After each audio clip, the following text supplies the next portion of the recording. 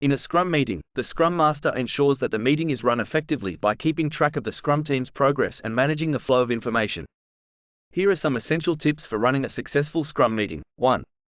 Start on time. A late Scrum meeting is the worst thing that can happen. 2. Keep the meeting short. The fewer minutes the meeting lasts, the better. 3. Keep the meeting focused. Don't let the discussion wander off track. 4. Keep the meeting on track. If there are any questions that need to be answered, try to do so as quickly as possible.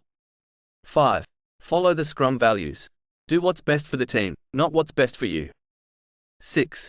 Respect the Scrum Master's authority. He or she is there to help the team achieve its goals, not to be a dictator. 7. Respect the team's time. Don't waste their time with pointless discussion. 8. Be respectful of other people's opinions. Don't argue with others during the meeting. 9. Make sure everyone understands what's going on. If someone needs clarification, let the Scrum Master know. 10. Thank the participants after the meeting. It shows that you appreciate their time.